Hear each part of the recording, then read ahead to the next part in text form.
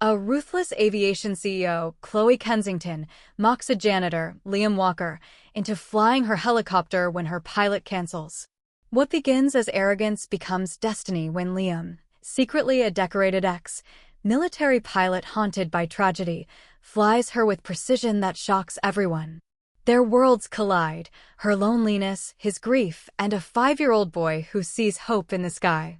Through pain, discovery, and courage, they help each other rediscover what they've lost: trust, purpose, and love.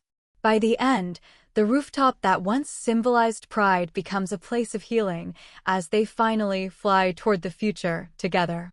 The rooftop groaned beneath the morning wind. Seattle shimmered below, cold glass, moving clouds, traffic crawling like veins through steel. The helicopter waited, blades idle, as if mocking her.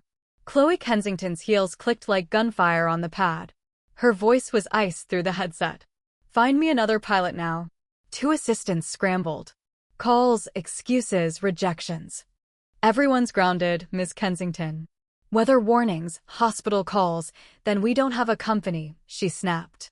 The deal with Skytech was her empire's make-or-break moment. 10 years of ambition, sleepless nights, and inherited ghosts came down to one signature. She'd built herself out of fear of losing control, of becoming like her mother, fragile, forgotten. Her phone buzzed again. The last pilot, broken wrist. She turned away, pressing fingers against her temple, pulse like static. Then a voice, "I can fly it." It came from behind her, steady, unhurried. She turned. A janitor stood near the stairwell, mop in hand, gray uniform dull against the glass. His name tag read Liam. Marianne, her senior assistant, barked a laugh. "That's rich." Chloe arched a brow. "You're kidding." "No, ma'am," he said quietly. "I can get you there." His calm irritated her more than panic would have. "You think flying a Bell 407 is like mopping a floor?" His eyes, tired, gray-blue, met hers without flinching. "Not at all. But both require steady hands." The wind howled between them. Something inside her rebelled against the absurdity, the audacity, the helplessness of her situation. So she said it, sharp as a blade. "Fine. Fly this helicopter and I'll marry you." The assistants froze. Marianne snorted. Liam just nodded once. "All right." Before she could react, he set his mop down and climbed into the cockpit. The engine coughed, then roared alive. The blades began to turn, slow, deliberate, unstoppable. Chloe's stomach twisted. He wasn't bluffing. "Ma'am, this is insane," her assistant shouted. But Chloe was already strapping in, headset crackling to life. Liam's voice came through, calm, precise. "Ready for takeoff, Miss Kensington." And before fear could catch up, the city fell away beneath them. Wind screamed against the glass as the helicopter sliced through the Seattle skyline. Chloe's reflection trembled in the window, composed, terrified, alive. Liam's hands moved like water, gentle but sure. "Altitude steady," he murmured. His voice had the rhythm of muscle memory.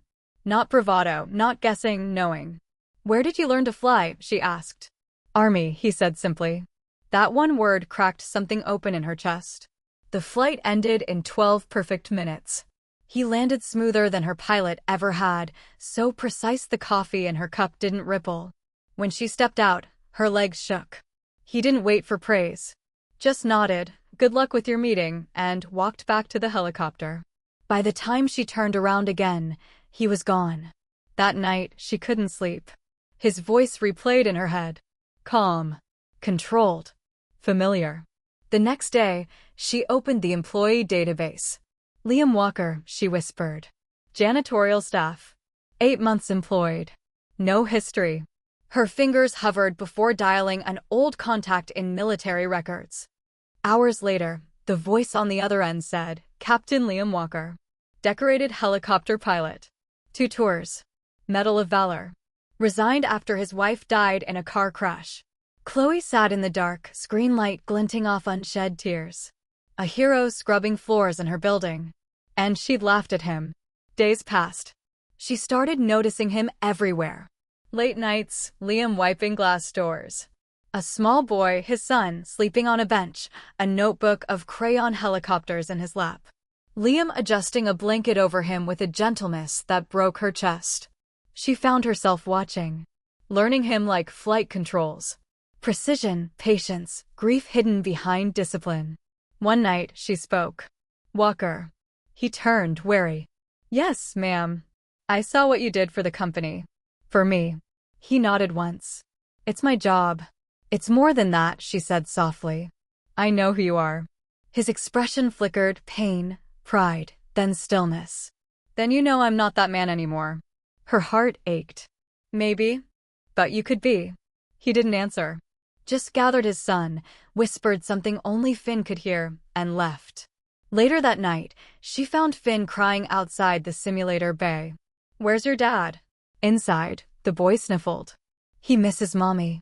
Chloe looked through the glass. Liam sat in the cockpit, shoulders shaking, hands gripping the controls like anchors. Grief personified. When he emerged, eyes red, he stopped short seeing her with Finn. "I'm sorry," he whispered. "You don't have to be," she said. "You're allowed to hurt." That night, neither of them pretended anymore. The next morning, her father stormed into her office. Roger Kensington, silver hair, sharp voice, the ghost she'd inherited her ruthlessness from. "You've been seen with the janitor," he said, disgust like acid. "End it." Chloe straightened. "His name is Liam Walker. He's a war hero." "He's baggage," Roger snapped. "You're a CEO, not a savior." She rose. "You taught me to fly above weakness. But maybe you confused weakness with humanity. Don't throw your life away for someone broken." Her voice cracked but didn't falter. "Then maybe I'm broken too." Roger left, silent and shaken.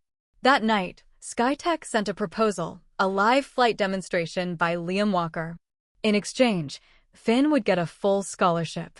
Liam hesitated. "What if I fail?" Chloe smiled faintly.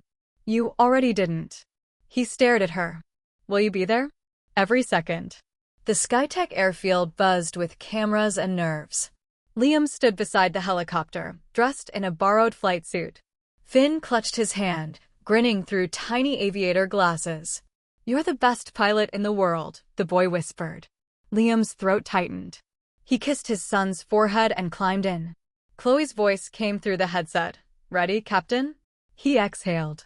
"Ready." The rotors screamed to life. The crowd fell silent.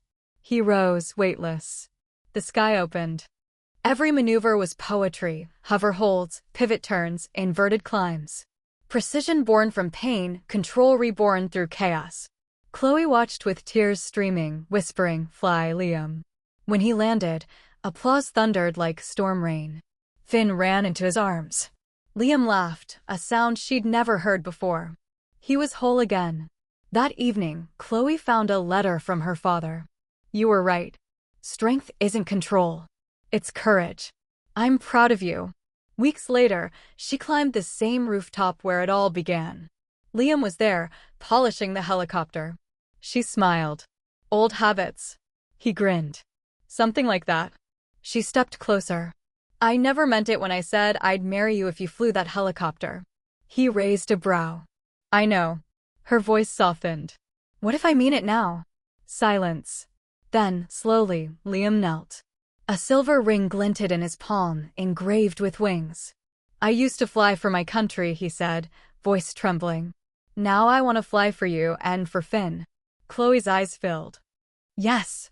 Finn popped out from behind the landing gear, cheering. "Does this mean she's staying forever?"